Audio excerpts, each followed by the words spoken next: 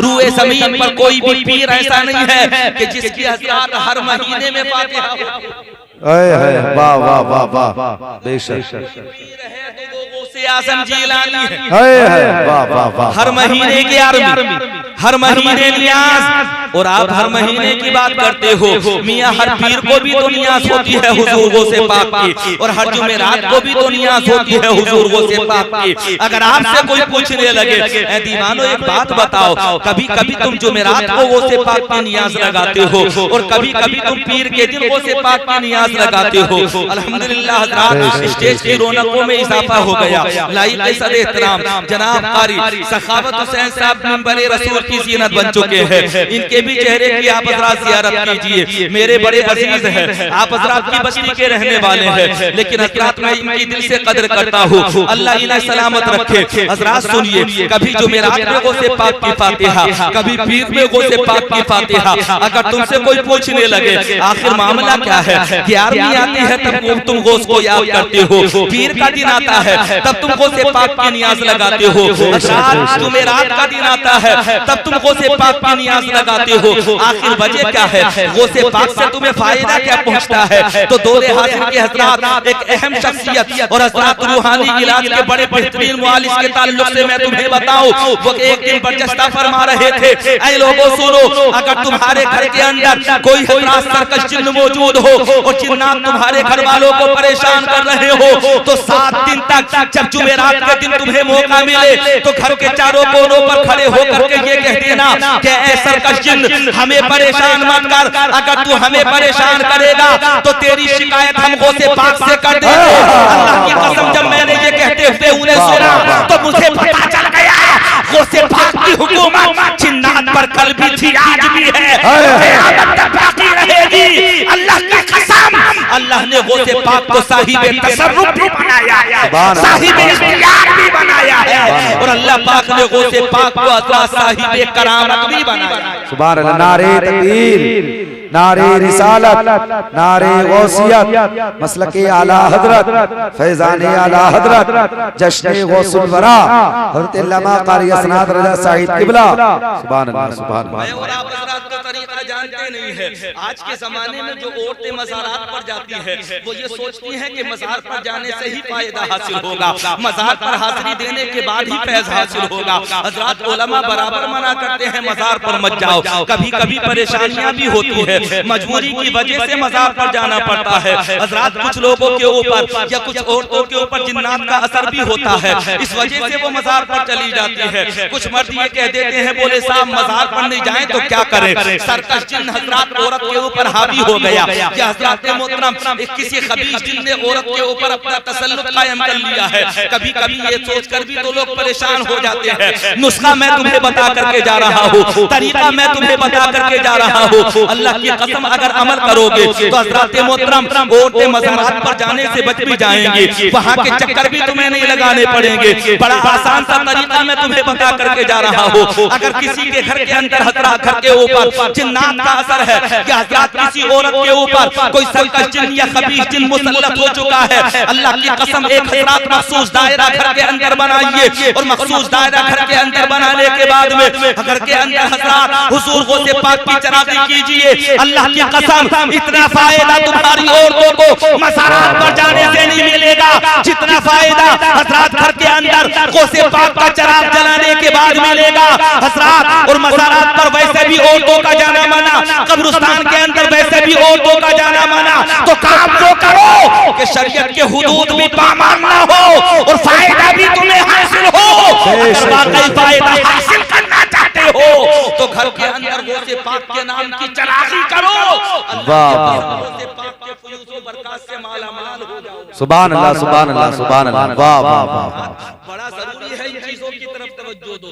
लोग ताना देते हैं अहले सुन्नत की औरतें मज़ारात पर जाती है, लोग ताना देते हैं अहले सुन्नत की, अहले सुन्नत व जमात के हज़रात मोहतरम मानने वाले लोग जो होते हैं उनकी औरतें कब्रिस्तान के अंदर जाती है, इसमें कोई शक नहीं। हमारे उलमा ने कब्रिस्तान में जाने के लिए भी औरतों को मना फरमाया, हज़रात मज़ारात पर जाने के लिए भी तो औरतों को मना किया गया है। अगर अमल हम ही नहीं करेंगे तो कौन करेगा? हज़रात मोहतरम इस बात को अगर हम ही नहीं मानेंगे तो कौन मानेगा? हम ही तो अहले सुन्नत व जमात है, हुदूद शरीयत हमारे हमारे लिए है, कवानीन शरीयत हमारे लिए है, अहकाम शरीयत हमारे लिए है, मुस्तफा के दीन के मसाइल हमारे लिए है। अगर हम उस पर अमल नहीं करेंगे तो कौन करेगा?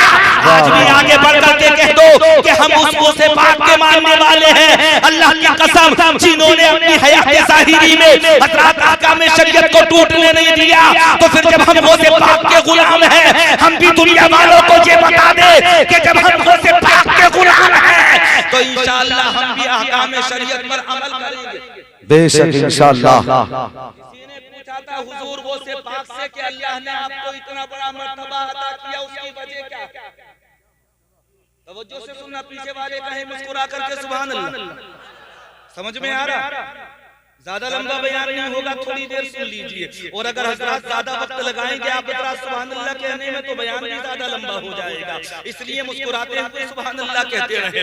हुजूर गौसे पाक से पूछा गया था, अल्लाह ने आपको इतना बुलंद वाला मर्तबा अता कर दिया, आखिर इसकी वजह क्या है? कोई ना कोई तो मामला होगा कि अल्लाह ने आपको इतनी करामतों से नवाजा, परवरदिगार आलम ने आपको इतने ज्यादा फज़ाइल और मनाक़िब से नवाजा। तो जानते हो हुजूर गौसे पाक का इरशाद फरमाते हैं, आप इरशाद फरमाते हैं, अल्लाह ने मुझे इतनी फजीलतें अता की, इतना बुलंद वाला मर्तबा अता किया, उसकी वजह ये है कि मैंने अपनी माँ से जो बचपन में वादा किया था उस वादे को मैंने निभाया।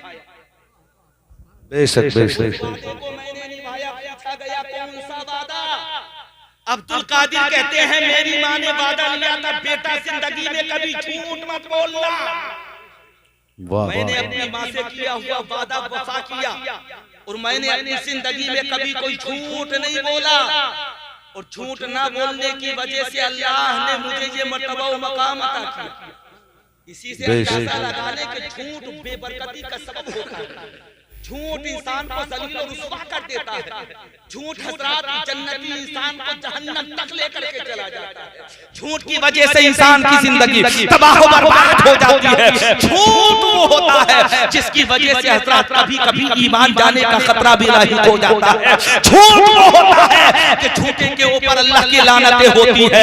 यहीं से अंदाजा लगा लो। हम आगे बढ़ करके कहते हैं कि गौस का दामन नहीं छोड़ेंगे, अब्दुल कादिर का दामन नहीं छोड़ेंगे, गौसे पाक का दामन नहीं छोड़ेंगे। अरे अल्लाह के बंदो सुनो तो सही, अब्दुल कादिर कहते हैं अल्लाह ने मुझे जो इतना बुलंद वाला मर्तबा व मकाम अता किया है उसकी वजह ये है। अब्दुल कादिर कहते हैं मैंने अपनी माँ से जो वादा किया था मैंने उस वादे को हमेशा निभाया, मैंने उस वादे को हमेशा पूरा किया, मैंने अपनी जिंदगी में कभी झूठ नहीं बोला।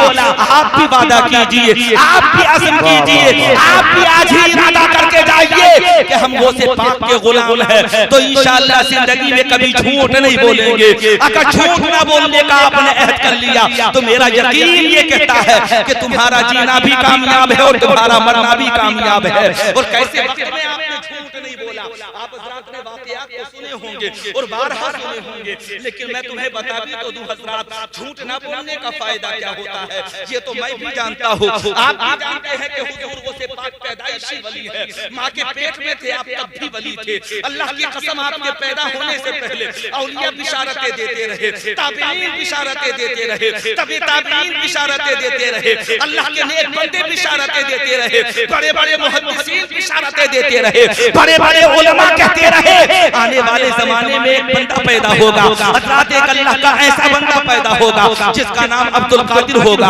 अल्लाह ने जिसे तमाम वलियों का सरदार बनाया है।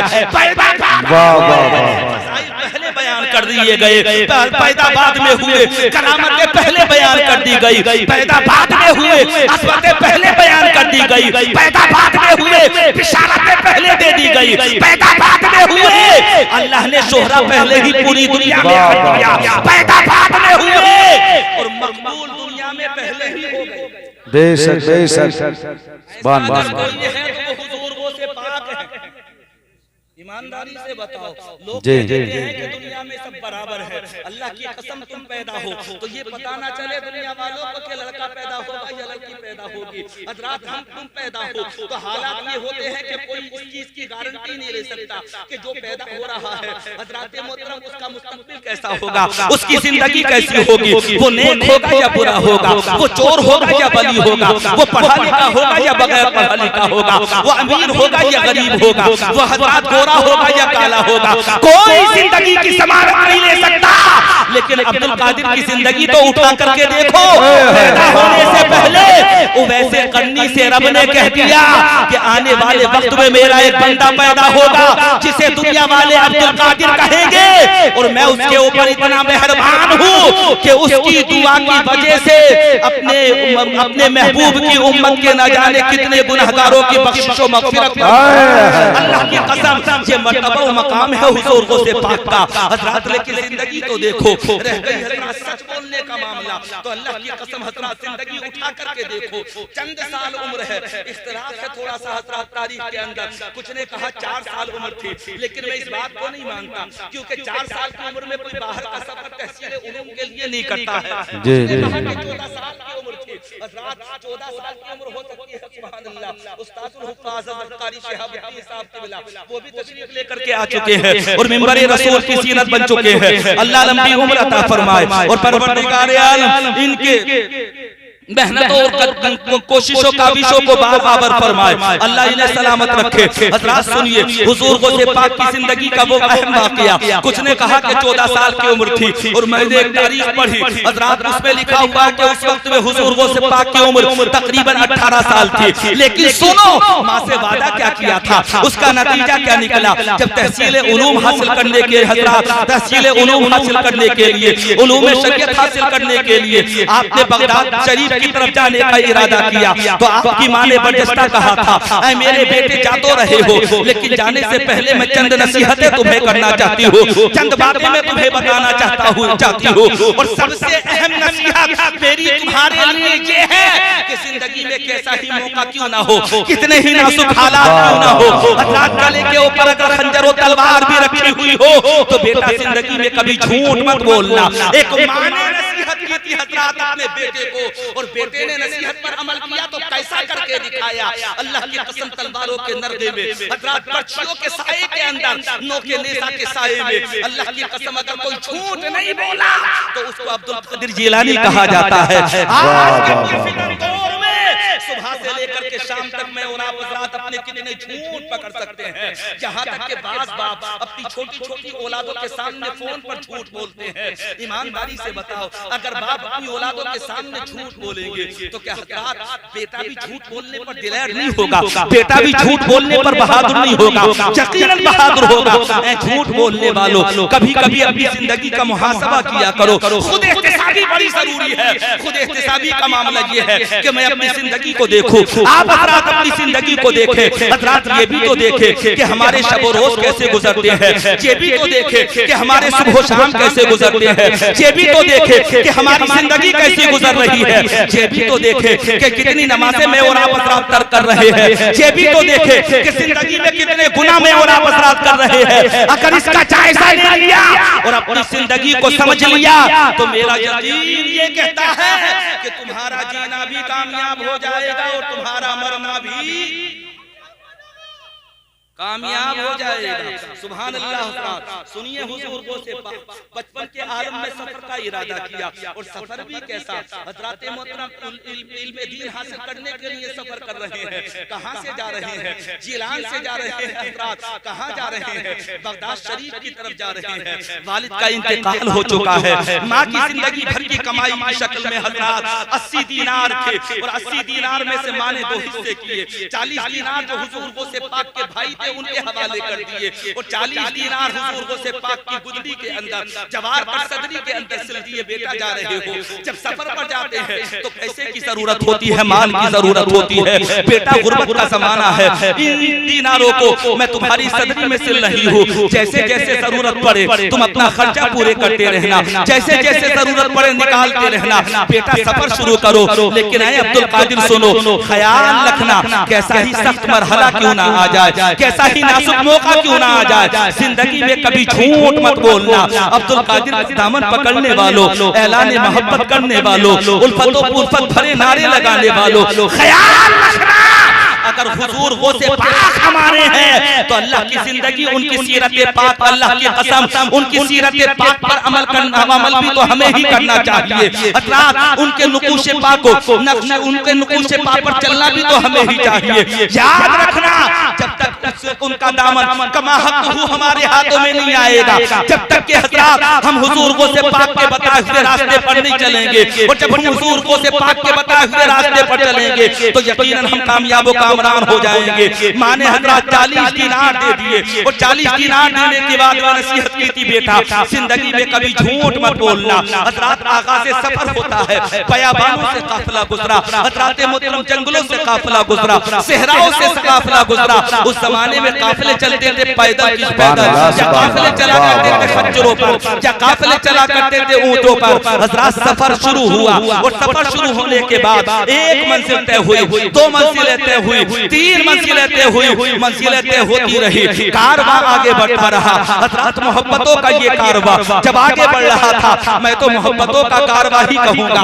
क्योंकि जिस कारवां के अंदर अल्लाह तबारक व तआला ने हज़रात सफर करने के लिए इमामुल औलिया को खास फरमा दिया हो, अल्लाह की कसम वो कारवां मोहब्बत ही तो होगा। काफिला आगे बढ़ता रहा, जंगल बड़ा सहरा आया, डाकुओं ने हमला किया, न जाने कितने लोग मजरूह हुए, न जाने कितने लोग जख्मी हुए, न जाने हज़रात कितनों को कत्ल कर दिया गया, न जाने कितने लोग ऐसे थे जिनका मालो मता लूट लिया गया, न जाने कितने लोग ऐसे थे हज़रात जिन पर तलवारों से हमला किया गया। और हज़रात पूरे काफिले को लूटने के बाद में हज़रात डाकू इधर उधर से सामान इकट्ठा करने के बाद एक पहाड़ के टीले के ऊपर सामान को इकट्ठा करने लगे। अल्लाह की कसम, एक डाकू की नजर एक नौजवान के छोटे से बच्चे के ऊपर पड़ी थी। जैसे ही डाकू की नजर पड़ी, डाकू ने सोचा हमने सबसे साजो सामान ले लिया, हमने सबसे मालो मता ले लिया, चलो चल करके पूछते हैं इस बच्चे से कि तेरे पास भी कुछ ना कुछ तो होगा, तूने भी तो कुछ ना कुछ छुपा रखा होगा। डाकू आया था और आने के बाद वे पूछा था, ऐ बेटे, ऐ बच्चे, एक बात बता, क्या तेरे पास भी कुछ है?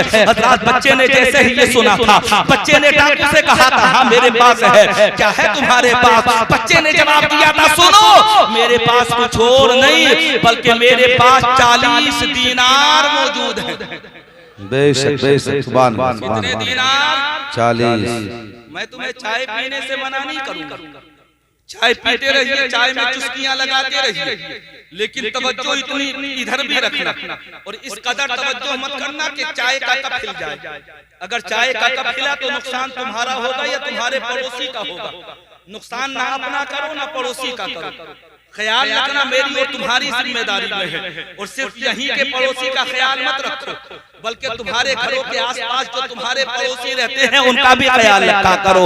हुजूर से पाक का सच्चा गुलाम वही होता है जो कभी किसी को नुकसान नहीं पहुंचाता है, न माली नुकसान पहुंचाता है, न जानी नुकसान पहुंचाता है। अल्लाह की कसम हज़रात, जब डाकू ने ये पूछा था, बच्चे बता क्या तेरे पास भी कुछ है? तो बच्चे ने कहा था, हाँ मेरे पास 40 दीनार है। उस जमाने में 40 दीनार बहुत बड़ी रकम होती थी। हज़रात जब ये कहा गया, डाकू ने सोचा छोटा सा बच्चा है, अचानक कह दिया होगा इसने। हज़रात डाकू ने सुना और जिस रास्ते से आया था उसी रास्ते से गुजर गया। दूसरा डाकू आया, उसने भी आने के बाद में पूछा था, ऐ बच्चे बता क्या तेरे पास कुछ है? बच्चे ने फिर पलट करके जवाब दिया था, हाँ मेरे पास 40 दीनार मौजूद है। उसने सुना, हज़रात हाथ पकड़ा और हाथ पकड़ने के बाद में डाकुओं के सरदार के पास लेकर के पहुंच गया। सरदार ये बच्चा अपने पास 40 दीनार बता रहा है। डाकुओं के सरदार ने हाथ पकड़ा और हाथ पकड़ने के बाद में कहा था, ऐ बच्चे एक बात बता, तू जो कह रहा है क्या वो बहुत सच है? बच्चे का जवाब सुनो।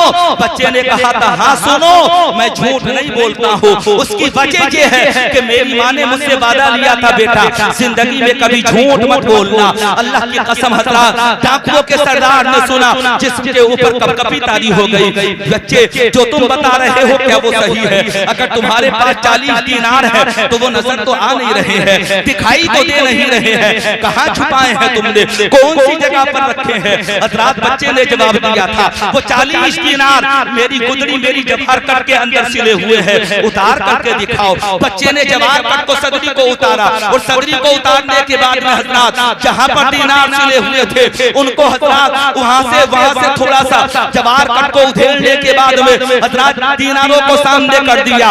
डाकुओं के सरदार ने देखा और देखने के बाद में हैरत रह गया। डाकुओं के सरदार ने कहा था, ऐ बच्चे एक बात बता, तू अगर चाहता तो दीनार को छुपा सकता था, ये दीनार तो तेरी सदरी के अंदर छुपे हुए थे, इन्हें कोई तलाश नहीं कर सकता था, इन्हें कोई ढूंढ नहीं सकता था, उसके बावजूद तूने इन्हें हमारे ऊपर जाहिर व बाहिर कर दिया। आखिर इसकी वजह क्या है? अब बच्चे का जवाब सुनो। बच्चे ने कहा था, ऐ डाकुओं के सरदार सुन, ये तेरे लिए कीमती होंगे, ये मेरे लिए कीमती नहीं है, क्योंकि मेरी माँ ने मुझसे चलते वक्त वादा लिया था। ऐ अब्दुल कादिर सुनो, जिंदगी में कैसा ही सख्त मरहला क्यों ना आ जाए, कभी झूठ मत बोलना। मेरे लिए दीनार अहम नहीं है, बल्कि मेरे लिए माँ से किया हुआ वादा अहम है। अल्लाह की कसम, जब ये कहा गया था, हजरत डाकुओं का सरदार कांपने लगा। सिर्फ एक सच ने ऊपर से लेकर के हजरत नीचे तक एक डाकुओं के सरदार के जिस्म पर लाशा तारी कर दिया। एक सच ने डाकुओं के सरदार को हिला करके रख दिया। इसी से पता चलता है कि हुजूर गौसे पाक की जब एक बात नहीं बड़ी ताकत है, तो फिर हुजूर गौसे पाक की जिंदगी भर की नसीहतों में कैसा असर रहा होगा। और हजरत हुजूर गौसे पाक ने जिंदगी भर जो तबलीग दीन की, अल्लाह तबारक व तआला ने उसे कितना असर बनाया होगा। जैसे ही डाकुओं के सरदार ने सुना, कांपने लगा। क्या कहा बच्चे तूने? बच्चा कहने लगा, हाँ मैंने चलते वक्त अपनी माँ से वादा किया था, माँ जिंदगी में मैं कभी झूठ नहीं बोलूंगा, और मैं आज भी अपने वादे पर कायम हूँ। हजरत कहा गया था, बेटा तुमने अपनी माँ से वादा किया था? हाँ मैंने अपनी माँ से वादा किया था। चलते वक्त ये कहा था कि मैं जिंदगी में कभी झूठ नहीं बोलूंगा, और मैं यहाँ पर तलवारों के नरमे में आ गया, पर्चियों की छांव में आ गया, चारों तरफ से मुझे डाकुओं ने घेर लिया, लेकिन मुझे डाकुओं के खतरात का एहसास नहीं था, मुझे तलवार की धार का एहसास मुझे इस बात की फिक्र नहीं थी कि कोई मेरे ऊपर आकर के हमला कर सकता है। अगर मुझे फिक्र थी तो इस बात की थी कि माँ ने जो मुझसे वादा लिया है, कहीं उस वादे के अंदर कोई कमी ना आ जाए, इसलिए मैंने तुम्हारे सामने सच बोला।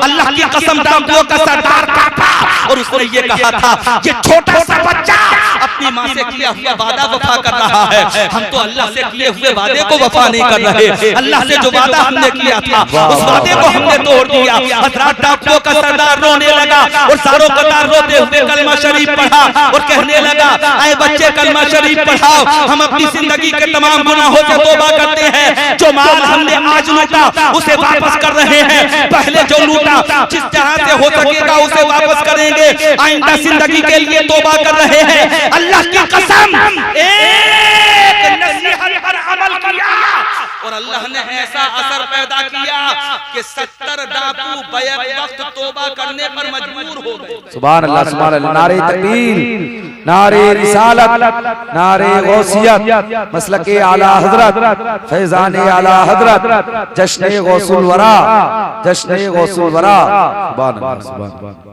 70 डाकू तौबा करने पर मजबूर हो गए। सिर्फ एक सच ने 70 डाकुओं को तौबा करने पर मजबूर कर दिया। 70 डाकुओं ने तौबा की। अच्छा, काबिल तवज्जो बात एक और है, हुजूर गौसे पाक तो बचपन हजरत पैदाइशी वली थी, और जो पैदाइशी वली हो हजरत अल्लाह तबारक व तआला उसे साहिब कश्फ बनाकर ही तो पैदा फरमाता है। उन्हें खुद भी तो पता था कि होगा क्या, उन्हें खुद भी तो पता था कि डाकुओं से सामना हो रहा है, और जब डाकुओं से सामना होगा तो एक सच की वजह से ये तौबा करेंगे। उन्हें भी पता है, और उनकी माँ भी तो वलियां हैं, जिन्होंने नसीहत की थी, उन्हें खुद पता था कि मेरा बेटा जा रहा है सफर पर। अगर 70 डाकू तौबा करेंगे तो किसी और वजह से नहीं, बल्कि सच बोलने की वजह से तौबा करेंगे। जब माँ लाजवाब थी तभी तो बेटा भी लाजवाब। अल्लाह की कसम, माँ फातिमा उम्मुल खैर है, तो अल्लाह ने उसके शिकम से अब्दुल कादिर जिलानी को पैदा फरमाया। और हजरत माँ इबादतों वाली थी, रियासतों वाली थी, माँ का आलम ये था कि सजदों पर सजदे, इबादतों पर इबादतें। तो बेटे की जिंदगी अगर आप रात उठा करके देखेंगे तो रातें खत्म हो गई, लेकिन गौसे पाक की तिलावत कुरान पाक खत्म नहीं हुई। हुजूर गौसे पाक खुद इरशाद फरमाते हैं कि मेरी जिंदगी के 15 साल ऐसे गुजरे हैं कि 15 साल तक मैं मुसलसल हर रात को खत्म कुरान पाक करता रहा। कितने साल? 15 साल तक। अगर मैं तुमसे पूछने लगूं बताओ रोजाना तुम कुरान पढ़ते हो, तो तुम जवाब दोगे हजरत कैसी बातें कर रहे हो, हम तो कभी रमजान में पढ़ लेते हैं, या कभी किसी के तीजे में पढ़ लेते हैं, या कभी मौका पड़ गया किसी का इंतकाल हो गया तो उस वक्त में कुछ कुरान पाक पढ़ लेते हैं। अगर मैं तुमसे सवाल करने लगूं क्या कुरान एक महीने में पढ़ने के लिए है, या कुरान किसी के तीजे में पढ़ने के लिए है, या कुरान साल में सिर्फ रमजान के महीने में पढ़ने के लिए है? कुरान को इसलिए नाज़िल नहीं किया गया था, बल्कि कुरान तो हज़रत ऐसी चीज है कि रोजाना तिलावत करो इसे कि अल्लाह तबारक व तआला रोजाना इसकी बरकतें तुम्हें नसीब फरमाएगा। कुरान से जो जितना ज्यादा मोहब्बत करता है अल्लाह तबारक व तआला उतने ही ज्यादा हज़रत उसके ऊपर कुरान के फ्यूज़ व बरकत आम फरमा देता है। कुरान का हज़रत कुरान की बरकतें उसके ऊपर नाज़िल फरमाता है। अल्लाह की कसम कुरान को 8वें दिन, कुरान को महीने में, कुरान को तीजे में, कुरान को रमजान में पढ़ने की आदत पर बनाओ। अगर हो सके तो पाओ पारा, हो सके तो आधा पारा, हो सके तो एक पारा, हुफ़ाज़े किराम हज़रात अगर हो सके तो 2 पारे रोजाना तिलावत किया करे, क्योंकि हुजूर को से पाक की जिंदगी का मामूल ये रहा। मुर्रिखीन ये भी तो बयान फरमाते हैं कि अब्दुल कादिर की जिंदगी के 10 साल ऐसे गुजरे हैं कि आप दीवार से टेक लगा लिया करते थे और एक टांग पर खड़े होकर के हर शब को खत्म कुरान पाक किया करते थे। अल्लाह अकबर, अल्लाह अकबर, या रसूल अल्लाह, या रसूल अल्लाह, नहीं छोड़े, नहीं छोड़े। कितने साल गुजरे? 10 साल गुजरे। 10 साल में कोई नागा नहीं, 10 साल में कोई नागा नहीं। अब अपनी अपनी जिंदगी का थोड़ा सा जायजा लो। पहले तो हम लोगों के यहाँ पर बच्चे पढ़ते नहीं हैं, और पढ़ेंगे कहाँ से? माँ बाप को फिक्र कहाँ है बच्चों को पढ़ाने की? वो तो ये सोचते हैं कि थोड़ा सा बच्चा हज़रत कमाने के लायक हो तो उसे कमाने के लिए या तो दिल्ली भेज दे, या फ्रूट की दुकान लगवा दे, या मजदूरी करने के लिए भेज दे। अल्लाह की कसम कभी इन बातों से तरक्की नहीं होती है। अगर तुम तरक्की वाकई हासिल करना चाहते हो, अगर तुम उरूज हासिल करना चाहते हो, तो दुनियावी तालीम भी अपने बच्चों को सिखाओ, दीनी तालीम से भी अपने बच्चों को आरास्ता करो। ये फिक्र मत करो कि हमारे बच्चों की नौकरी कैसे लगेगी, ये फिक्र मत करो कि हज़रत हमारे बच्चे कामयाब व कामरान कैसे होंगे। मेहनत करना तुम्हारा काम है और नतीजा देना अल्लाह की रहमत का काम है। और जो अल्लाह के नेक बंदे होते हैं वो कभी अल्लाह की रहमत से मायूस नहीं होते हैं।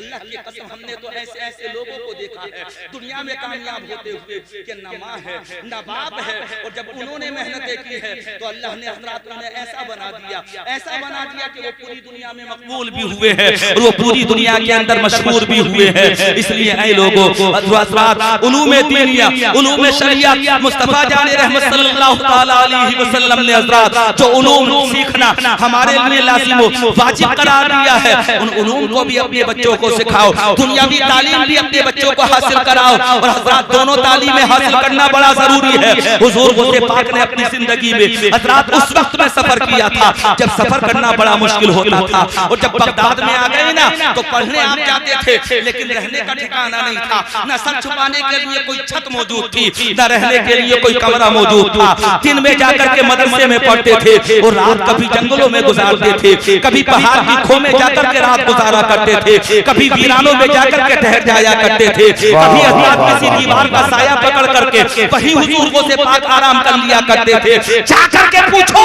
कितना जमाना आपने गुजारा। हज़रत हालात ये थे कि दिन में आप उलूम शरीयत हासिल किया करते थे, एक दिन में इरादा किया चलो उलूम तरीक़त भी तो हासिल करते हैं, और उलूम तरीक़त हासिल करने के लिए आप हज़रत शेख हम्माद के पास पहुंचे। अपने जमाने के उलूम तरीक़त के इल्म तरीक़त के वो इमाम थे, उनके पास पहुंचे और जैसे ही चेहरा देखा था ना अब्दुल कादिर का हज़रत शेख हम्माद ने, तो आप बर्जस्ता कहते हैं ऐ फकीह तू तो फिक़्ह की तालीम हासिल करता है, तू हमारे पास क्या करने के लिए आया है। जब ये कहा गया था अब्दुल कादिर मायूस नहीं हुए, बल्कि अब्दुल कादिर फिर भी वहीं पर टिके रहे। हज़रत शेख हम्माद कहते हैं ऐ अब्दुल कादिर तुम्हारी यहाँ पर दाल नहीं गलेगी, आप फिर भी बराबर आते रहे। हज़रत जब बराबर रोजाना आते रहे तो हज़रत शेख हम्माद ने अज़ियतें आपको देना शुरू कर दिया, तकलीफ आपको देना शुरू कर दिया।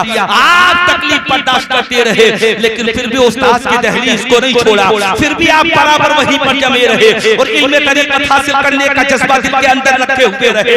अल्लाह की कसम वक्त गुजरता रहा।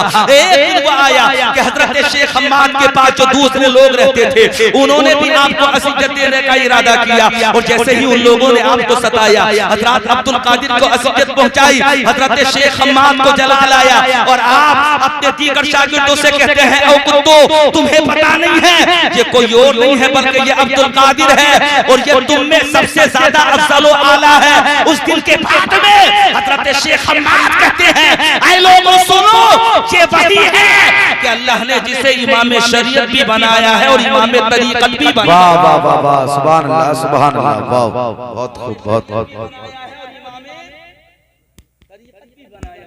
अल्लाह की कसम जिंदगी उठा करके देखो, लाजवाब जिंदगी है हुजूर ग़ौसे पाक की। अगर करामतें बयान की जाए तो करामतें ही करामतें हैं, अगर फाक़े का नंबर आ जाए तो फाक़ों पर फाक़े हो रहे हैं। हज़रात इस कदर फाक़े, इस कदर फाक़े, अल्लाह की कसम जिंदगी उठा करके देखो हुजूर ग़ौसे पाक की। मैं और आप हज़रात तो अगर एक वक्त का खाना ना खाएं तो मस्जिद का दरवाजा भूल जाते हैं, बोले पहले पेट भरेंगे बाद में नमाज पढ़ेंगे। ये मेरी और आप हज़रात की जिंदगी का मामला है। लेकिन वहाँ देखो तो सही, आप इरशाद फरमाते हैं कि मैंने जिंदगी में 40 साल इशा के वजू से नमाज फजर अदा की है। आप हम्बलियुल मसलक थे, हुजूर ग़ौसे पाक रज़ी अल्लाह ताला अन्हु वो बयान फरमाते हैं 40 साल तक इशा के वजू से फजर की नमाज मैं अदा करता रहा। ये किसका मामला है? हुजूर ग़ौसे पाक का मामला है। आप अपनी जिंदगी का भी तो थोड़ा सा मुहासबा करो कि हम नमाज़ें कितनी पढ़ते हैं, हम इबादत कितनी करते हैं, फजर कितनी दफा छूटती है, इशा कितनी दफा छूटती है। मेरे और आप हज़रात के यहाँ पर 2 वक्तों में नमाजी ज्यादा पाए जाते हैं।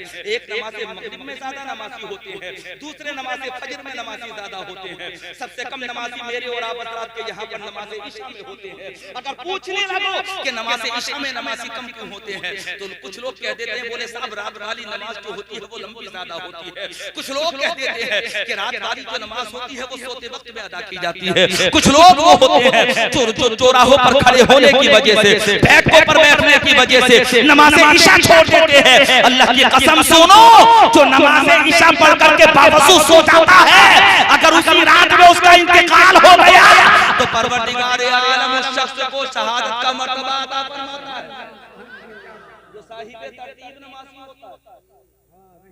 कहते हैं सुभान अल्लाह। समझ रहे कि नहीं समझ रहे? अच्छा, हमसे मजबूत दावा किसी का नहीं कि ग़ौसे पाक का दामन नहीं छोड़ेंगे और हमसे ज्यादा कमजोर आमाल के एतबार से कोई दूसरा है भी नहीं। मौका लगे तो रोजे छोड़ दे, मौका लगे तो नमाज़ें छोड़ दे।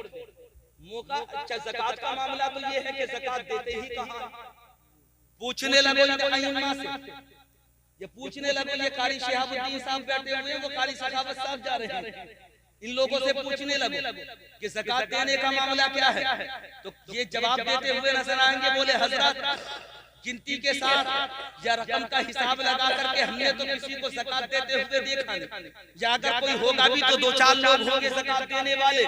रह गया हज करने का मामला, तो हज भी मैं और आप हज़रात तब करते हैं जब कमाने के लायक नहीं रहते, जब औलादों की शादी कर लेते हैं, जब दुनिया में अपने घर पर किसी काम के नहीं रहते तब हज करने का इरादा करते हैं। हालांकि सबको पता है कि अरकान हज की अदायगी करने के लिए जिस्म की कितनी ताकत का होना जरूरी है। ये बैठे हुए हैं मौलाना हसीबुर रहमान साहब, सुभान अल्लाह, तो कर चुके हैं ना अल्हम्दुलिल्लाह, हजरात ये हज करके आ चुके हैं। अल्लाह तबारक व तआला ने हजरात मुझे भी उम्रा करना नसीब फरमाया, अल्लाह तबारक व तआला मकबूल फरमा दे उसे, सिर्फ इनके हज को परवरदिगार आलम मकबूल फरमाए। इनसे पूछो हज करने के लिए या उम्रा करने के लिए जिस्म के कितनी ताकत की जरूरत होती है, ये जवाब देते हुए नजर आएंगे। तवाफ़े काबा करोगे तब मेहनत की जरूरत है, सफा और मरवा के दरमियान सही करोगे तब मेहनत की जरूरत है। हजरात गारे सोर पर जाने का इरादा करोगे जब जिस्म में ताकत और तवानाई का होना जरूरी है। गारे हीरा पर पहुंचने का इरादा करोगे तब जिस्म में ताकत का होना जरूरी है। मीना में जाओगे तब जिस्म में ताकत का होना जरूरी है। हजरात हर मकाम पर ताकत का होना जरूरी, हर जगह पर हजरात जिस्म में ताकत का होना जरूरी। और वहां तो लोगों की बेपनाह भीड़ होती है, और मैं हजरात तब तब इरादा करते हैं हज करने का, जब किसी काम के नहीं रहते तो फिर बताओ। बाज़ हाजियों की तो खबर ये मिलती है कि हजरात वो कभी कभी नमाज के वक्त में भी कमरों से नहीं निकलते, और बाज़ लोग वो होते हैं जो कई वक्त कमरों के अंदर पड़े रहते हैं। ऐ लोगों सुनो, अल्लाह ने जब हज फर्ज कर दिया तो जितनी जल्दी हो सके हजरात हज अदा किया करो। ये फिक्र मत किया करो कि बच्चों की शादी हो जाएगी तब हज करेंगे। अल्लाह ने तुम्हें दिया है, और अल्लाह की राह में जब खर्च किया जाता है तो कमी नहीं आती बल्कि इजाफा होता है। हमने आज तक कभी किसी हाजी को ये कहते हुए नहीं सुना कि मेरे हज में 4 लाख रुपए खर्च हो गए, मैं गरीब हो गया। किसी को हमने कहते हुए नहीं सुना, किसी को पछतावा करते हुए नहीं सुना। हो सकता है कोई होता हूँ ऐसा, लेकिन मेरी नस्लों से आज तक इस तरह का कोई भी शख्स नहीं गुजरा। अल्लाह की बारगाह में दुआ किया करो, परवरदिगार आलम जितनी जल्दी हो सके हजरात हमें दौलत हज से मालामाल फरमा दे, आज़िमे सफर हज बनाए परवरदिगार आलम मुझे और आप हजरात को।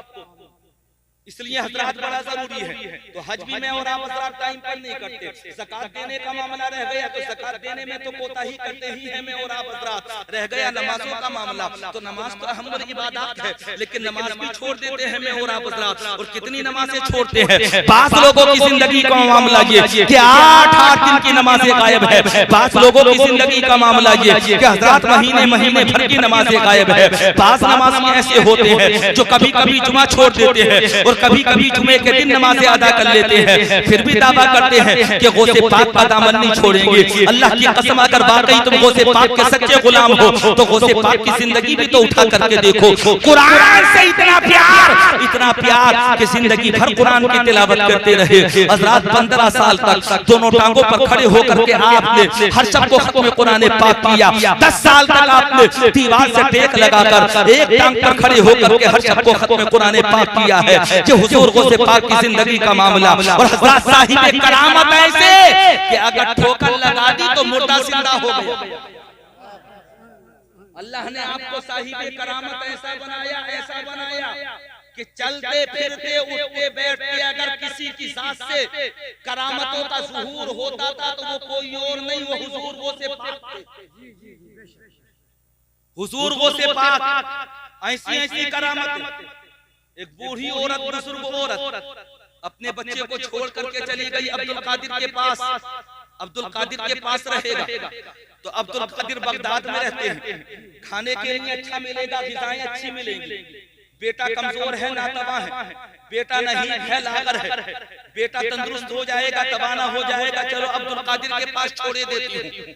हजरात चंद साल के बाद औरत का आना हुआ, और उस वक्त में आना हुआ कि जिस वक्त में हुजूर गौसे पाक खाना तलाबुल फरमा रहे थे। औरत आई, औरत ने आने के बाद में देखा अजीब मंजर था। हजरात उसका बेटा सूखे हुए जौ की रोटी खा रहा था और हुजूर गौसे पाक करवट में बैठे हुए मुर्गा तनावुल फरमा रहे थे। औरत ने देखा, औरत देखने के बाद मुताज्जिब हुई, ये तो अब्दुल कादिर की बारगाह है, यहाँ तो यकीनन सबको नवाजा जाता है, लेकिन आज अजीब मामला है। मेरा बेटा जौ की रोटी खा रहा है और पास में बैठे हुए अब्दुल कादिर मुर्गा तनावुल फरमा रहे हैं। अगर वो खुद मुर्गा खा रहे हैं तो फिर मेरा बेटा मुर्गा क्यों नहीं खा रहा? मेरे बेटे को मुर्गे का खाना क्यों नहीं दिया जा रहा? अल्लाह की कसम हो रहा, ये औरत ये सोच ही रही थी। औरत गई हुजूर गौसे पाक की बारगाह में और जाकर के अर्ज करने लगी, सरकार मैंने तो अपने बेटे को आपके पास इसलिए छोड़ा था कि आपके पास मेरा बेटा रहेगा तो उसे अच्छी अच्छी ग़िज़ाएं मिलेंगी, आपके पास मेरा बेटा रहेगा तो वो तंदुरुस्त तो तवाना हो जाएगा, आपके पास मेरा बेटा रहेगा तो वो ताकतवर हो जाएगा, आपके पास मेरा बेटा रहेगा तो वह तरह से हजरात जिस्मानी एतबार से मजबूत हो जाएगा। लेकिन अजीब मामला है, मैं देख रही हूँ कि मेरा बेटा जो कि सूखी हुई रोटियां खा रहा है और आप मुर्गा तनावुल फरमा रहे हैं। हुजूर गौसे पाक ने सुना और हुजूर गौसे पाक सुनने के बाद इरशाद फरमाते हैं, ऐ औरत सुन, तेरे बच्चे को जो की रोटियां दी जा रही है सूखी हुई रोटियां, उसकी वजह ये है कि ये इसके मुजाहिदे का ज़माना है, ये हज़रात इसके तहम्मुल और बर्दाश्त का ज़माना है, ये इसके फाका कशी का दौर चल रहा है। ऐ औरत सुन, जिस दिन तेरा बेटा इस मकाम तक आ जाएगा उस दिन तेरे बेटे को भी मुर्गा मुसल्लम खिलाया जाएगा, उस दिन तेरे बेटे को भी इख्तियार होगा कि वो जो चाहे खाए। इसके लिए उसकी वजह ये है कि अब्दुल कादिर ने अपनी जिंदगी के कितने साल ऐसे गुजारे हैं कि कभी दरख्तों के पत्ते खाए हैं, कभी दरख्तों की छालों को कूट कूट करके खाया है, कभी भूखे रह करके इल्मे शरीयत हासिल किया है, कभी प्यास की शिद्दत बर्दाश्त करने के बाद में उलूम तरीक़त हासिल किया है। अब्दुल कादिर कहते हैं सुनो, जिस मुर्गे को मैंने खाया है और जिस मुर्गे की हड्डियों को मैंने बचा करके देखा है उस पर नजर डालो। अब्दुल कादिर को जलाल आया और आपने कुम बिइज़्निल्लाह कहा। अल्लाह की कसम, मुर्गे की हड्डियां वो हज़रात एक जगह पर जमा की हुई थी और जैसे ही आपने कुम बिइज़्निल्लाह कहा हज़रात हड्डियों का ढांचा तैयार हुआ और हड्डियों का ढांचा तैयार होने के बाद उसके ऊपर मांस आया और देखते ही देखते हज़रात वो मुर्गा बन गया और मुर्गा बनने के बाद उसने बांग देना शुरू कर दिया। अब्दुल कादिर कहते हैं ओ रसूल, जिस दिन तेरा बेटा इस मकाम तक पहुंच जाए उस दिन तेरे बेटे को इजाजत होगी जो वो खाना चाहे खा ले, जो वो तनावुल करना चाहे तनावुल कर ले। जही बनाने के बाद नतीजा निकलता है कि मिटा दे अपनी हस्ती को, अगर कुछ मर्तबा चाहे कि दाना खाक में मिलकर गुले गुलजार होता है। और फानी दुनिया में किसे ढूंढ रहे हो, फानी जिंदगी भी नहीं मिलती है फना से पहले। हज़रात जब जिंदगी में आदमी मुजाहदा करता है, इबादतों पर इबादत करता है, रियासत पर रियासत करता है, अल्लाह की कसम अल्लाह को राज़ी करता है तो अल्लाह इतना बुलंद व बाला मर्तबा उसे अता फरमाता है कि लोगों की सोच से कहीं ज्यादा ऊपर उसका मर्तबा होता है। नारे तकबीर, नारे तकबीर, नारे रिसालत, नारे रिसालत, उलमाए सुन्नत, जश्न गौसुल बरा, जश्न गौसुल बरा, नारे तकबीर। और आज के पुरफितन दौर में मुझे और आप हज़रात को तो फिक्र ही नहीं है हज़रात, क्या करें क्या ना करें। अल्लाह की कसम मैंने देखा है हज़रात, जिस दिन मैं और आप हज़रात किसी शादी में जाते हैं ना, अगर शादी वाले दिन नमाज का वक्त हो रहा है तो नमाज की फिक्र बाद में होगी, खाने की फिक्र पहले होगी। अगर जुमे के दिन कोई बारात जाने लगे ना तो बास लोग तो खाने के चक्कर में नमाज जुमा भी छोड़ देते हैं। ये हालात मेरी और आप हज़रात की जिंदगी के हैं। और उसके बाद में जिंदगी का मामला ये कि हज़रात पहली बात तो नमाज़ें पढ़ते नहीं, और अगर नमाज़ें पढ़े भी तो नमाजी दो क्वालिटी के होते हैं। जी आप हज़रात कहेंगे कैसे होते हैं दो क्वालिटी के? तो एक किस्म नमाजियों की वो होती है जो सिर्फ नमाज पढ़ने जाते हैं ईमानदारी से, जी जी जी, और एक टोली नमाजियों की वो होती है जो नमाजें पढ़ने कम जाती है, इमाम को देखने ज्यादा जाती है। जी जी जी जी, इमाम मौजूद है कि नहीं? इमाम किस हाल में है? लेटा हुआ है, पड़ा हुआ है, सो रहा है, मोबाइल देख रहा है। एक साहब कह रहे थे, बोले साहब हमारे इमाम साहब तो मोबाइल बहुत ज्यादा देखते हैं। अब अंदाजा करो ये नमाज पढ़ने जा रहा है या इमाम को तकने के लिए जा रहा है। एक साहब कह रहे थे, बोले साहब हमारे इमाम साहब तो हम वक्त सोते ही रहते हैं, अल्लाह जाने ये इमाम से क्या क्या काम लेंगे। अरे अल्लाह के बंदे तुम्हारा काम है नमाज पढ़ना, तुम तो जाकर के सिर्फ ये कह दो पीछे इस इमाम के, अल्लाह की कसम अगर तुम्हारी नियत में खुलूस हुआ ना तो अल्लाह तबारक व तआला तुम्हारी नमाज को जरूर कबूल फरमाएगा। इसलिए क्योंकि कामयाब वो नहीं होता जो दूसरे के बारे में नुक्ताचीनी करता है, बल्कि कामयाब वो होता है जो खुलूस से दिल के साथ नियत रात की इबादतें करता है। अगर मस्जिद में जाया करो तो ये इरादा लेकर के जाया करो हम मस्जिद में जा रहे हैं तो हज़रात सिर्फ अल्लाह की इबादत करने के लिए जा रहे हैं। और बात नमाजियों का मामला तो ये होता है कि इधर मस्जिद से बाहर जाते हैं हज़रात और उधर कभी किसी पेड़ का छाया देखा या कोई बैठक देखे या कुर्ब जवार में कोई चौराहा देखा, वहां पर खड़े हो गए और इमाम के ताल्लुक से गीबतें करना शुरू कर दिया। अल्लाह की कसम ऐसी गीबतें, ऐसी बुराइयां, ऐसी चुगलखोरियां हज़रात, इस तरह की चुगलखोरियां कि मैदान महशर में जाकर के कैसे उसे जामिन बनाओगे अल्लाह की बारगाह में, कैसे उसे अपना नुमाइंदा बनाओगे। नमाज़ें दुनिया में पढ़ रहे हो लेकिन जज़ा तो आखिरत में मिलनी है ना, बदला तो आखिरत में मिलना है। अब अगर दुनिया में ही तुम बुराई कर लोगे इमाम की तो बताओ मैदान महशर में जाकर के कैसे कामयाब होगे? मैदान महशर में जाकर के सुरखुरू कैसे होगे? मैदान महशर में जाकर के हज़रात अल्लाह को कैसे मुंह दिखाओगे? मैंने तो हदीस पाक में पढ़ा है कि जब जन्नत में जाने का नंबर आएगा ना तो अल्लाह इशाअत फरमाएगा कि आज इमाम आगे आगे जाएगा और मुक्तदी पीछे पीछे जन्नत में जाएगा। जी जी जी, बेशक। अल्लाहु अकबर, अल्लाहु अकबर, या रसूल अल्लाह, या रसूल अल्लाह। एक साहब हिसाब लगा रहे थे, मुझसे कहने लगे, बोले साहब हमारे यहाँ तो इमाम साहब के मजे ही मजे। जी, मैंने कहा कैसे मजे आ रहे? बोले डबल कमाई कर रहे हैं। मैंने कहा डबल कमाई कहाँ से? बोले इमामत की तनख्वाह अलग है, मदरसे की तनख्वाह अलग है। मैंने कहा मदरसे से क्या देते हैं? बोले 3000 रुपए। मस्जिद से क्या देते हैं? बोले 6000 रुपए। मैंने कहा दोनों को जोड़ो तो दोनों का जोड़ करके टोटल बना कितना? 9000। मैंने कहा 9,000 रुपए को बहुत सी कमाई कह रहे हो, आप हमारे यहाँ पर आकर के रहो, आपको नोनी 10,000 रुपए महीना दिए जाएंगे 24 घंटे की ड्यूटी करो। और जब तुम 24 घंटे की ड्यूटी करोगे तब तुम्हें पता चलेगा ये 9,000 रुपए कम होते हैं या ज्यादा होते हैं। मियां आज के जमाने में अगर मजदूर की दहाड़ी के हिसाब से भी हिसाब लगाएंगे ना तो एक मजदूर भी 15,000 रुपए महीना कमा लेता है। और सलीकेमंद अगर मजदूर होगा तो लोग उसे 500-600 रुपए रोज भी देने पर तैयार हो जाते हैं, जो हजरत मेहनती होता है और उसकी ड्यूटी भी 6 घंटे या 8 घंटे की होती है। तुम तो इमाम से 24 घंटे काम लेते हो और 24 घंटे के बाद भी कभी तनख्वाह 8,000 रुपए दे दी, कभी तनख्वाह हज़रात मोहतरम 9,000 रुपए दे दी, कभी तनख्वाह तुमने 10,000 रुपए दे दी। रह गया गल्ले का मामला, तो गल्ले का मामला ये है कि ईमानदार मुक्तदी बहुत कम होते हैं। जिस जगह पर गल्ला होता है अगर 100 देने वाले होते हैं तो 10-20 ऐसे भी होते हैं जो कभी नहीं देते। बेशक बेशक, बताओ ईमानदारी। जी जी। अच्छा, जो नहीं देते उन्हें कभी कभी मालदार होते हुए देखा नहीं, उन्हें कभी दुनिया में तुमने इज्जतदार होते हुए देखा नहीं। जो नहीं देते इमाम का गल्ला, क्या तुमने दुनिया के अंदर उन्हें कभी सुरखरू होते हुए देखा? नहीं। क्या लोगों के बीच में उनका इज्जतों के साथ जिक्र होते हुए तुमने देखा? नहीं। दुनिया में भी जलील और रुस्वा होंगे और आखिरत में भी ऐसे लोग जलील और रुस्वा होंगे।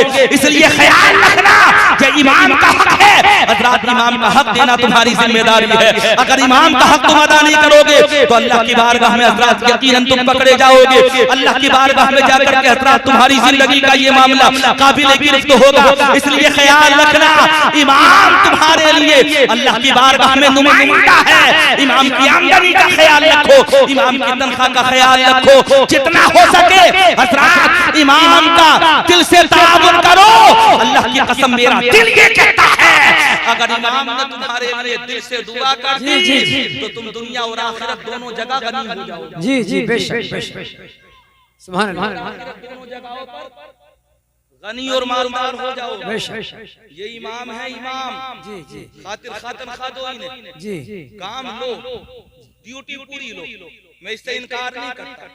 हज़रात तबलीग भी ये पूरी करें, जी, मेहनतें भी करें, जितना हो सके नमाजियों को समझाएं भी, बेशक, जितना हो सके हज़रात मोहतरम नमाजियों को नमाज भी सिखाएं, सब कुछ करें। जी, ड्यूटी पूरी लो, लेकिन उसके साथ साथ अच्छी तनख्वाहें इन्हें दो। और हज़रात इमाम का खुशहाल होगा तभी तो तुम खुशहाल बनोगे। जी, बेशक। मेरी और आप हज़रात की जिंदगी का मामला तो ये, अगर एक इमाम दिन में एक निकाह पढ़ा दे तो खैरियत नहीं रहती, इन्हें का एक पढ़ाता है। और हज़रात मजाक करने वाले 10 हो जाते हैं, बोले हम तो सिर्फ मजाक कर रहे हैं, बोले कितने की मार दी, कितने की धप्पल लग गई। इमाम साहब बताते हैं बोले 5,000 या 4,000 या 6,000 जितने भी चलते हैं इमाम के, हज़रात 6,000 एक दफा में आ जाते हैं। तो हज़रात मोहतरम लोग कहते हुए नजर आते हैं, बोले साहब इमाम साहब की सही चल रही है, ना हल्दी लगी ना फिटकरी और 5,000 की लगी। कुछ लोग ये कह देते हैं, बोले इमाम साहब आज तो मार दी तगड़ी। जी, कोई कुछ कहता है, कोई कुछ कहता है, ये मामला होता है। हालांकि ये बेचारा इमाम जानता है कि वो पहले से हिसाब लगाए बैठा है कि आज इस साल में 8 निकाह आ रहे हैं, तो 8 निकाहों में मेरे घर का खर्चा ऐसे चलेगा। हज़रात इमाम पहले से हिसाब लगाए हुए होता है कि इस साल 7 निकाह या 12 निकाह आ रहे हैं। हज़रात इस पैसे से मैं अपना ये काम करूंगा, ये तो इमाम जाने ये अपने घर का हिसाब कैसे लगाता है। और आज का पुरफितन दौर, अल्लाह की कसम तरह तरह की बीमारियां चल रही है, ऐसी ऐसी बीमारियां कि एक दफा जाकर के हॉस्पिटल में एडमिट हो जाओ ना तो हज़रात डॉक्टर भी खुट्टल चूरे से जिबा कर रहे हैं। हज़रात ऐसे हथियार लेकर के बैठे हुए हैं कि मना भी नहीं कर सकते। अल्लाह ना करे किसी को डेंगू हो जाए, किसी को चिकनगुनिया हो जाए, किसी को मलेरिया हो जाए, सीधा सा रास्ता है, बोतलों पर बोतल लगा रहे हैं, ड्रिप पर ड्रिप लगा रहे हैं, इंजेक्शनों पर इंजेक्शन ठोक रहे हैं, क्योंकि बिल तभी तो बनेगा ना जब ड्रिप लगेगी। हज़रात मोहतरम जब ड्रिप लगेगी तभी तो फुकरा बना करके दिया जाएगा तुम्हारे हाथ के अंदर। जब ड्रिप लगेगी तभी तो लंबा चौड़ा बिल बना करके तुम्हें दिया जाएगा। अगर ड्रिप की जरूरत है तब भी लगाई जा रही है, और ड्रिप की जरूरत नहीं है तब भी लगाई जा रही है। डॉक्टर तो देखो फीस अपनी ले रहा है और चेकअप करने के लिए पैथोलॉजी पर भेज रहा है।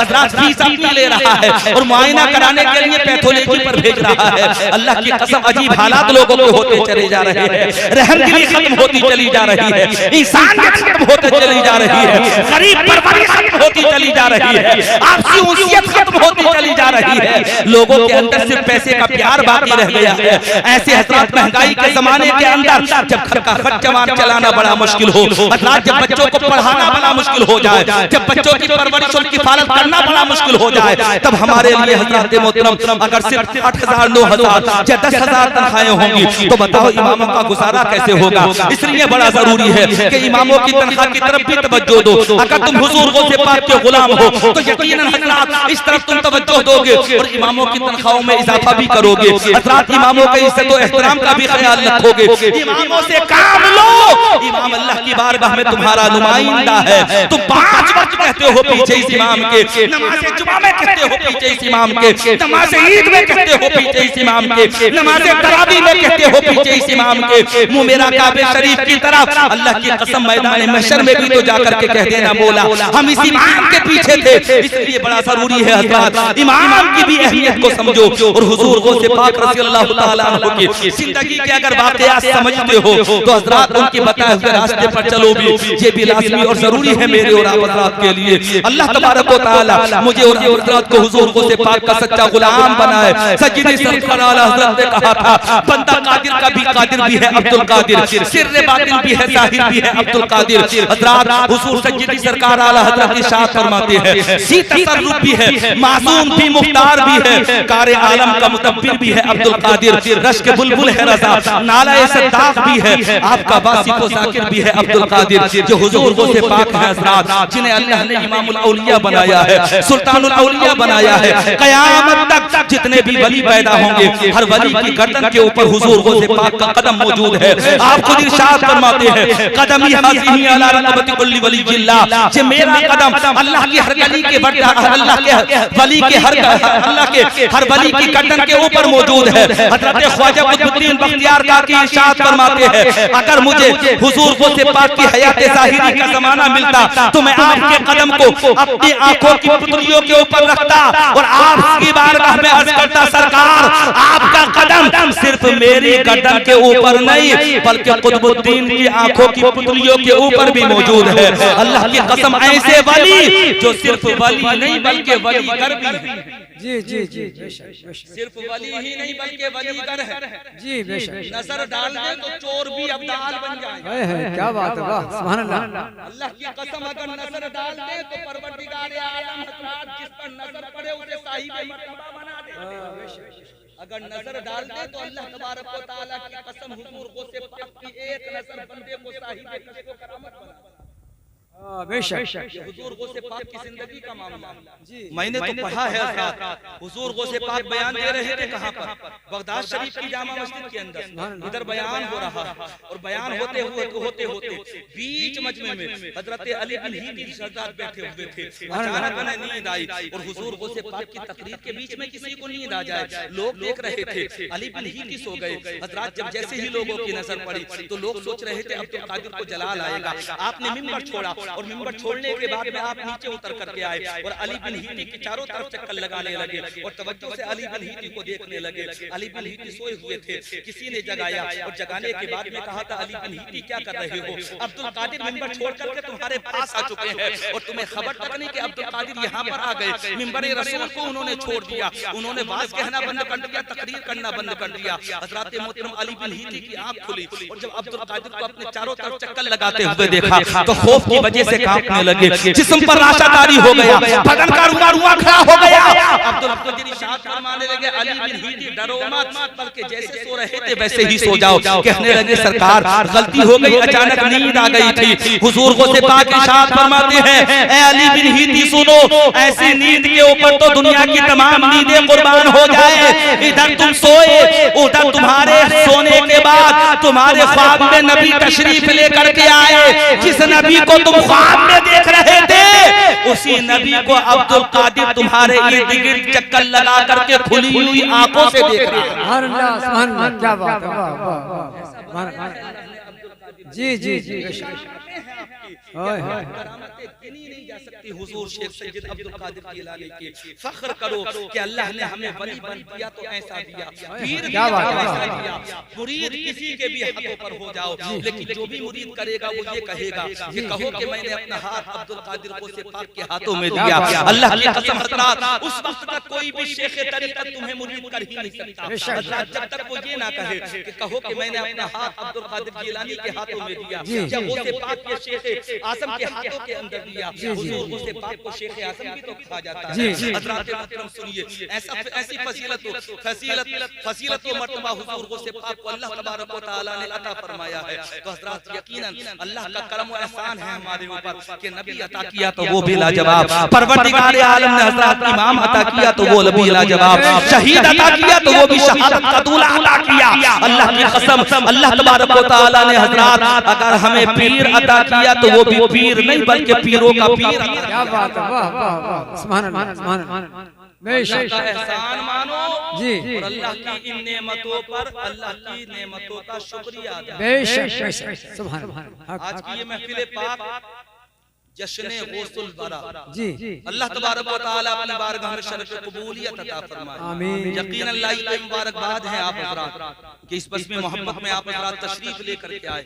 आप अपनी मर्जी से नहीं आए बल्कि गौसे पाक की मर्जी से आए। क्या बात है, वाह बेशक। सबसे ज्यादा खुशी तो इस बात की जी, सामने जब नजर पड़ी तो हज़रात यहाँ पर भी एक साहिब मज़ार नजर आ रही है। जी जी जी, और साहिब मज़ार के साए में हमारी और तुम्हारी गुफ्तगू हो रही है। जी, मैं गुफ्तगू कर रहा हूँ, आप हज़रात गुफ्तगू सुन रहे हैं। जी, हो सकता है कि इन्हीं के तबस्सुम से हमारी बात गौसे आज़म की बारगाह तक पहुँच जाए। जी जी बेशक, क्या बात है, अगर गौसे पाक तक पहुँच गई तो हज़रत अली तक पहुँच जाएगी। जी सुभान अल्लाह। हज़रत अली तक पहुँच गई तो इंशाअल्लाह नबी तक पहुँच जाएगी। और जिसकी बात नबी तक पहुँच जाती है उसकी बात तो खुदा तक पहुँच जाती है। जो हो सको रसाई उनके दर तक तो पहुँचे ताजे इज्जत अपने सर तक। दुहाई ना खुदाई बेकसा की के सैलाबे अलग पहुँचा कमर तक, न हो जिसमें तुम्हारा नाम शामिल दुआएं जा नहीं सकती असर तक। ऐसे अल्लाह वालों के साए में गुफ्तगू करना ये भी बहुत बड़ी सआदत होती है। ये तो मुझे पता नहीं कि इनकी तारीख है क्या, मेरी तो पहली नजर पड़ी और पहली नजर पड़ने के बाद में हज़रात मैंने साहिब मज़ार को देखा। तारीख या तो मौलाना अरशद साहब बता सकते हैं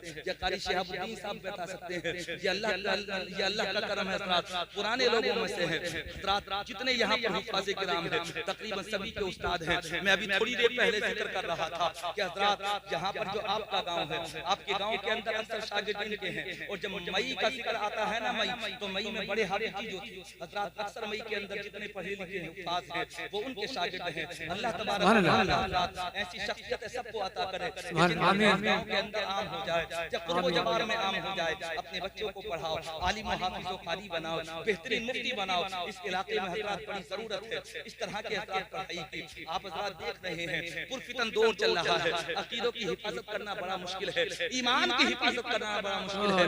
मुझे और आप को वैसे तो रंग बिरंगी पीरा करके बहका लेते जी, सिर्फ घरों के अंदर आने की इजाजत मिल जाए, इधर वो घरों में आए उधर ईमान पर डाका लगा। अल्लाह अल्लाह, ऐसे ऐसे पीर मौजूद हैं, अल्लाह तुम तो डूब जाते हो सिर्फ एक ताबीज जी एक ताबीज तुम्हें बना करके दे दे, खो गए। ईमान का सौदा कर लिया, ये पता नहीं कि जब खुद पढ़ा लिखा नहीं है तो तुम्हें हज़रात राहे पर क्या लेकर जी जी जी बेशक बेशक। पीर तो वही होता है जो खुद भी हज़रात मोहतरम अहकाम शरीयत पर अमल करे, मुरीदों को भी हुक्म दे कि तुम भी शरीयत के अहकाम पर अमल पैरा हो जाओ। जी जी बेशक। पीर तो वही होता है ना। और मेरे और आप हज़रात के यहाँ पर कोई फसलाने वाला पीर आ रहा है, कोई 6 महीने में हज़रात मोहतरम पैसे वसूल करने वाला पीर आ रहा है, कोई तरह तरह के पीर आ रहे हैं। ऐसे ऐसे पीर आते हैं, अल्लाह की कसम ऐसे लोग पीर नहीं होते हैं बल्कि पीर तो वो होता है हज़रात जिसका सिलसिला हुजूर से जाकर के जी जी पीर तो वो होता है जिसका सिलसिला बीच में मुनक़ता ना हो। पीर तो वो होता है जिसका सिलसिला हुजूर से पाक से इस हालत में जाकर के मिलता हो कि बीच में एक भी सिलसिला टूटा हुआ ना हो। तो पीर का इंतखाब करो तो ये मत देखो कि ताबीज कैसे कर रहा है, ये मत देखो कि डोरी कैसे बना करके दे रहा है, ये मत देखो कि हज़रत मोहतरम ताबीज घंटे कैसे कर रहा है, बल्कि पीर का ऐसे का इंतखाब करो कि अल्लाह की कसम हुजूर से पाक की बारगाह में जाकर के शर्मिंदगी ना हो। पीर चुनो तो पढ़ा लिखा चुनो। जी बेशक पीर वही होगा जो हजरत सही आलिम भी हो। जी अगर पीर का इंतखाब करो तो आलिम होना भी उसके लिए जरूरी है। जी बेशक बगैर पढ़ा लिखा है तो वो कामिल पीर हो ही। बेशक जिसे खुद शरीयत के अहकाम का पता नहीं, वो तुम्हें क्या बताएगा। बेशक इसलिए हुजूर गो से पाक के मानने वालों हजरत वलियों से मोहब्बत करो। अल्लाह के सुभान अल्लाह। और अल्लाह के वली हजरत अल्लाह की बारगाह में बड़े मकबूल होते हैं। जी बेशक मैंने तो पढ़ा है किताब के अंदर कि मैदान महशर में अल्लाह के वली ऐसे भी होंगे कि अल्लाह इरशाद फरमाएगा कि ऐ मेरे बंदे निकल कर के आ। वो अल्लाह का वली जब निकल कर के आएगा अल्लाह इरशाद फरमाएगा 70,000 ऐसे अपने मुरीदों अपने चाहने वाले अपने मुहिब्बीन को लेकर के जन्नत में चले जाओ जिनके ऊपर जहन्नम वाजिब हो गई। अल्लाहु अकबर 70,000। जब एक वली की शान का ये आलम है तो फिर वलियों के वली की शान का आलम क्या होगा। जब उनके गदा भर देते हैं शाहाने ज़माना की झोली, मोहताज का जब ये आलम है मुख्तार का आलम क्या होगा। अल्लाह तबारक व तआला इस बस में मोहब्बत को अपनी बारगाह में शर्फ कबूलियत अता फरमाए।